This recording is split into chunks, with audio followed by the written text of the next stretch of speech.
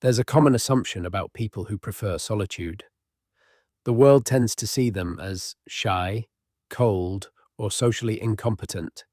But that assumption collapses the moment you understand where certain kinds of aloneness actually come from. Not all solitary people chose isolation because they dislike connection. Some were trained into it. And the training didn't happen through conscious choice or philosophical preference. It happened through survival. When the environment that was supposed to teach safety instead taught unpredictability, the nervous system learned a simple equation. Alone equals regulated. People equals threat. That's not antisocial behavior. That's adaptive intelligence responding to repeated emotional danger. And once that wiring sets in, it doesn't just vanish because adulthood arrives or circumstances improve. It remains quiet and functional, shaping how someone moves through relationships, crowds, and intimacy for the rest of their life. What the outside world interprets as distance or detachment is often something far more precise. It's a finely calibrated system of protection that was built early, reinforced consistently, and never fully dismantled because it worked. The body remembers what the mind tries to rationalize. And if closeness once meant criticism, instability, or violation, then distance becomes the only place where breathing feels possible. The first sign appears in the body itself. For some people, solitude isn't just a preference, it's a physiological release. The moment they're alone, something shifts. Shoulders drop, breathing deepens, the constant hum of vigilance fades. But the second they enter a social environment, even a benign one, the system tightens again. Heart rate climbs, energy drains. The mind begins scanning for threat, inconsistency, or judgment, even when none exists. This isn't introversion. This is a nervous system that learned early on that other people are variables it can't control. And what it can't control, it must monitor, constantly. That monitoring costs energy, it costs presence, and it costs the ability to relax in company, no matter how kind or safe that company might actually be. The body doesn't care about current reality, it cares about patterns. And if the pattern it learned was that proximity brings pain, then solitude becomes the only territory where regulation is guaranteed. The second sign shows up in the refusal to ask for help. Not because of pride, exactly, but because asking was once dangerous. In toxic environments, help often comes with conditions. It's offered, then weaponized, used as leverage, thrown back during conflict as proof of weakness or dependency. So the child learns that needing anything from anyone is a risk they can't afford. And that child grows into an adult who would rather struggle in silence than expose vulnerability to someone who might exploit it. This isn't strength in the traditional sense. It's hyper-independence born from necessity. The person who can't ask for help isn't trying to prove something. They're avoiding the cost they've already paid too many times. Dependence became synonymous with humiliation, so they built a life where they need no one. And from the outside, that looks like self-sufficiency. From the inside, it feels like isolation dressed up as dignity. The third sign becomes visible in how they handle boundaries. When someone who grew up in toxicity finally recognizes disrespect, the response is immediate and irreversible. They don't negotiate. They don't give second chances. They cut, quickly, completely. And to others, this can seem cold or extreme, but it's not cruelty, it's correction. For years, their boundaries were ignored, dismissed, or punished. They were taught that their limits didn't matter. So when they finally develop the capacity to enforce them, they do so with zero tolerance. Not because they're harsh, but because they've already survived what happens when boundaries don't exist. This is where ghosting stops being about avoidance and starts being about protection. It's not that they don't care, it's that they care too much about what proximity to the wrong person will cost them. And they've learned that explaining themselves to someone who doesn't respect them is just another form of self-violation. So they leave, quietly, definitively. and they don't look back.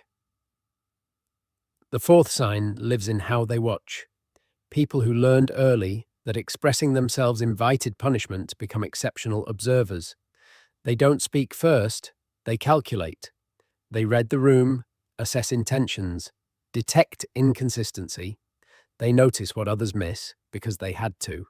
Survival in an unstable environment requires pattern recognition. Who's safe today? Who's volatile? What mood shift means what consequence? So they learn to read faces, tones, energy, and that skill doesn't disappear in adulthood. It just becomes a quiet strategic reserve. But it also creates distance, because when you see too much, you can't unsee it. You notice the performance in small talk, the agenda behind friendliness, the falseness people mistake for politeness. And once you see it, participating feels exhausting. Not because you're superior, but because you're operating on a different frequency, one that was forced into existence by necessity, not choice. The fifth sign shows up as exhaustion. Even positive interactions drain energy. Even safe people require recovery time afterward. And this confuses those who assume that if you like someone, being around them should feel easy. But for someone whose nervous system was shaped by early toxicity, social engagement isn't passive, it's active defense. The brain is still scanning, still checking for shifts in tone, hidden criticism, potential rejection. Even when the interaction is objectively fine, the body is working hard, and when it's over, collapse is inevitable. This is why solitude isn't loneliness for them. It's rest. It's the only environment where the surveillance system can finally power down. And the fact that this exhausts them doesn't mean they're broken. It means they're running software designed for survival in a world that no longer requires it. But the system doesn't know that, so it keeps running. The sixth sign appears in their rejection of shallow connection. Small talk feels pointless. Surface-level friendships feel hollow. They're not interested in being liked by everyone. They're interested in being understood by someone. And that selectivity isn't snobbery, it's compensation. When you grew up emotionally invisible, surrounded by people who didn't see you, casual interaction feels like repetition of that invisibility. So you stop participating, not out of arrogance, but out of self-preservation. You'd rather be alone than feel alone while surrounded by others. This is where depth becomes non-negotiable. They don't want more people, they want real people. And if that means their circle is small, so be it. Quantity was never the goal. Safety was, and safety only exists where honesty does. The seventh sign is the hardest to articulate. It's the persistent sense of being different. Not special, not superior, just separate. Like everyone else received an instruction manual for social belonging that they never got. They watch people bond effortlessly over things that feel trivial. They see others navigate closeness without hesitation, and they wonder why it doesn't come naturally to them. Why intimacy feels like a language they're learning phonetically, while everyone else speaks it fluently. But the truth is simpler than it seems. They're not broken, they're adapted. And what they adapted to was a reality most people never had to face. So yes, they see more, feel more, question more, and yes, that creates distance, but it also creates clarity. Because once you've lived through emotional inconsistency, you develop an intolerance for inauthenticity. Once you've survived without reliable support, you stop confusing access with intimacy. What this reveals isn't pathology, it's architecture. A nervous system built to detect danger, a relational style built to avoid repetition of pain, a life built around the understanding that not everyone deserves proximity, and that understanding, once integrated, doesn't make someone cold, it makes them discerning. The difference between isolation and sovereignty is choice. A person who avoids people out of fear is still controlled by those people. But a person who chooses solitude from a place of clarity is free. And that's what happens When someone finally understands why they became a loner, they stop apologizing for it. They stop trying to fix it. They recognize that what the world called distance was actually dignity. What the world called coldness was actually boundary. What the world called antisocial was actually intelligent refusal to repeat what hurt them. They don't need to become more open, more trusting, more socially available. They need to become more secure in the selectivity they've already built. Because the kind of person who survives early toxicity and emerges with their boundaries intact isn't damaged. They're refined. And when they finally do let someone in, it's not because they need that person to complete them. It's because they chose them deliberately, consciously, from a place of sufficiency rather than desperation. That's not isolation. That's sovereignty. And it's not something to fix.